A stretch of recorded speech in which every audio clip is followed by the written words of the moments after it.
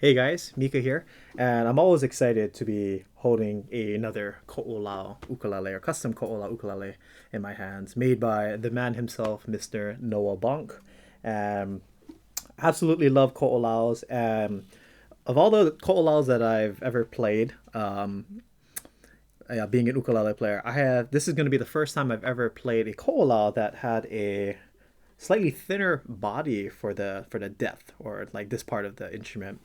Um, I've been friends with Noah for I think 2 years now, and after talking swords with him so much and picking his brains and asking him so many different questions about like luthier kind of questions or wood questions, I never realized that he could make the body thinner. I never knew he made his customs like this. So this is the first time I've ever seen this. So it makes it one of a kind, really, because I haven't seen it. Um, but yeah, so what it is when you have like a thinner body like this, here's maybe I can clear up some questions or some things that might be going in your folks' head is that now with a thinner body like this, the one of the advantages is that you can go ahead and hug and be more intimate with your instrument. Now, what does that even mean, right? So like let's say if you had a regular sized body instrument, it would be more like if you can see like the separation from a body, it would be more like this, right? So if it's that much further out, that means you have to like bring your arm around the instrument that much more versus you can kind of have it closer to your body. Now, when you can hug an instrument and it's closer to your body, it feels better in my opinion, subjective opinion, but when you can hold it closer, it just feels more comfortable versus like you're trying to play like this because you have, the body might be a little too wide or too big. So instead of playing like this, now you're playing more like this. Okay, so that's one of the advantages of having a thinner body.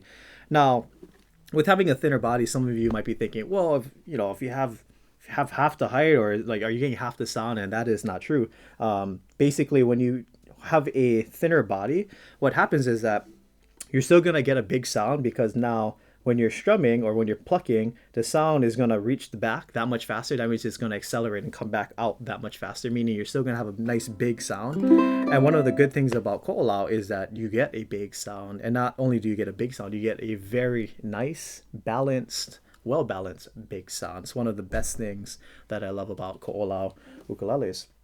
So, right, don't think that because the body's smaller, oh, I'm gonna get half the sound. Like that's not true. As you can hear, it has a humongous sound, right? So, but I will say, and this is where the subjective part comes because we're trying to trust our ears and use our ears. One of the things with having a slightly thinner body, right, is that overall the sound that you're going to hear, not so much the volume but the sound you're going to hear, is going to vary slightly with, let's say, a regular size ko'olau, right? So in my ears and what I hear, because I played a lot of regular ko'olaus versus playing this one for the first time, is that the regular ko'olaus is known more for how much depth it has and how well balanced and how crisp the mids are, how nice the low ranges are. um, but with this one, because you're not going to have as much depth because you don't have as much, the body's slightly thinner. What ends up happening is that you give up a little bit of that lower end frequency in the sounds that you hear from your ukulele. But now what ends up happening is that now you're increasing the middle part of the instrument, which is where a lot of the warmth of the instrument is. Now that gets accented just a bit more because you're taking away from the lower end of the frequency. So for myself, I actually would prefer something like this because for what I like to hear in ukuleles, I like to hear the mids because that's where a lot of the warmth comes, in my opinion. And when you have a lot of warmth, I think a lot of people like warmth on their instruments, right? So what makes the instrument sound good? What makes the instrument sound mature is that low frequency, right? So that's why I say it's subjective to like, well, don't you want the lower end at the sacrifice of the mids? Like, right, that's something, but you can also have some sacrifice of the lows so that you can have more in the mid section and vice versa. So it just depends on what you like to hear. It's not a fact. It's not this one sounds better, this one sounds worse. It just depends on your musical taste, what your ear is telling you. Always trust what your ear is telling you. That's why we like to do these sound samples so that you can make your own judgment for yourself versus this is the best, this is the best, this is the best, this is my favorite. I mean, I'll give my opinion, but at the end of the day, you can listen for yourself, and whatever moves your ears is the one that's going to be right for you. But I just kind of want to give you guys that kind of background. Like, what are some of the advantages, maybe some of the differences of having, a regular ko'olau, custom versus like having like the slightly thinner body one. So now, after speaking about that, let's go into some of the details of this ko'olau. So this is a ko'olau CS model, meaning a contemporary series model. Noah builds the deluxe model, the 100 model, and then the CS model, which is one of the highest models you can get with ko'olau. We have a nice golden Sitka spruce here on the top, and when you move it in the light, it has a nice 2 3 dimensional details with the wood pattern or the wood grain itself reflecting with the light. So it's really nice.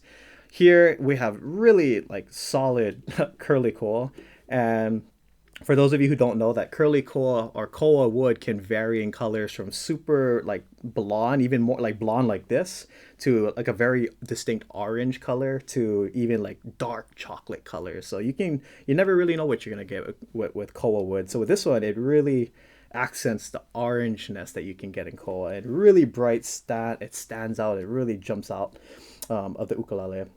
And then beautiful sapwood here in the middle, and it's perfectly book matched too, so it's not like maybe once it's crooked going upwards or crooked going downwards. It's just completely straight lines going across, and it's even like that on the sides. It's like completely just straight up and down, completely straight side to side, just like that. So really beautiful, top-notch quality curly core sets here on this ukulele. What I liked too is another aesthetic thing that I noticed is that there's koa binding, but I can see that Noah used a darker koa and darker koa binding. So this is like what I was saying earlier. It's like you can get a really orange color, you can get like a really blonde color from the sap, or you can get like this almost caramel kind of golden color here. And he did that here on the sides. And for me, I think that was just a really nice personal aesthetic touch, because it really just highlights like, yes, you can get this kind of koa color, but you can also get this kind of koa color. So just being able to showcase some of the different colors, even this on the neck heel, you have a nice dark caramel color, really nice. So aesthetics wise, it's so beautiful, but it's not distracting. It's eye candy, really, just looking at this. So now we have the rosette, abalone rosette here. Really common on ko'olaus is Noah likes to use black and white purfling as the binding here around the instrument. We have a ebony fretboard, ebony bridge.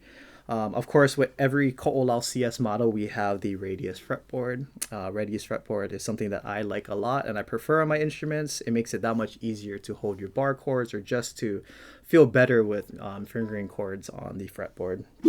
This one is strung up with a low G, just like that. So we're gonna get nice, typical, beautiful ko'olau sound. Nice and balance, nice depth of sound. But again, like I mentioned earlier, you get more mids in this ukulele. And then wrapping it all up here on the headstock, we have a nice, beautiful curly koa headstock, really clean, really nicely. It just looks really pretty and perfect, honestly, here on the top. And then we got black and gold toe tuners here on the back. And then we have a satin mahogany neck right here. So it's very smooth and very easy to play with your thumb moving around the fretboard. All in all, absolutely beautiful instrument as always. Ko'olau, again, is one of my favorite ukuleles. And another great thing about this instrument is that if you're a gigging musician, or you hope to aspire to play at weddings in the future, or you want to move to Hawaii and play at the hotels, or do any of that kind of nice stuff, it's already ready to go. It has a LR Baggs 5.0 active pickup with a volume control here. So it's all ready, set up, ready to go. You can start gigging with it right away. So again, kind of going a little more into sound, ko'olau, in my opinion, is it's very well known in my head to be one of the most balanced ukuleles out there. It covers the entire sound spectrum, from the lows to the mids to the highs.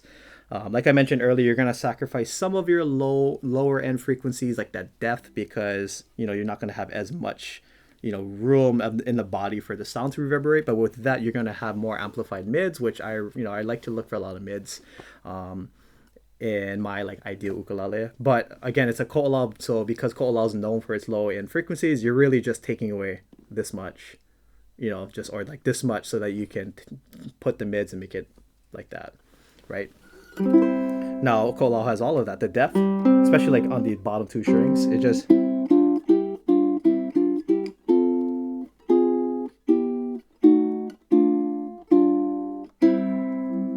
really nice lows. And then again, mids is more like the warmth, the resonance, the sustain. How nice is the warmth of the instrument? The sustain is nice. The how long it takes for the instrument, to become silent after you pluck the string. Really nice. It just takes so long because it's such a slow decay. You want a slow decay in a good instrument. You don't want the sound to go nah, nah, like after 1 second. You want the sound to like really just take forever to go off. So even when I strum like a nice open chord, it's a nice C7 chord. It's really nice. Or even if I play a closed C7 chord, it's just a nice, lot of depth, a lot of warmth. It's just really nice. And then of course, the articulation, one of my favorite words I like to use to describe sounds of ukuleles. How clean, how clear, how crisp is that bottom, like, the E and the A string. I really want the A string to stick out because most of the time the melody is played on the bottom or the A string. So you wouldn't want the A string to be muddy. Just so nice, even up here on the 15th fret. Nice ping like that. Like you can make with your fingernail. So yeah, there you have it. Ko'olau ukulele. It's just a masterwork of what a fantastic ukulele should sound like. So if you don't own a ko'olau yet, you should own one. And this is a good way to own one-of-a-kind ko'olau because I played, gosh, maybe over 100 different ko'olaus, and again, I never even knew that he made this thin one. So really unique. So I'm gonna go ahead and improvise this song and see where this takes me. So hopefully you guys like it.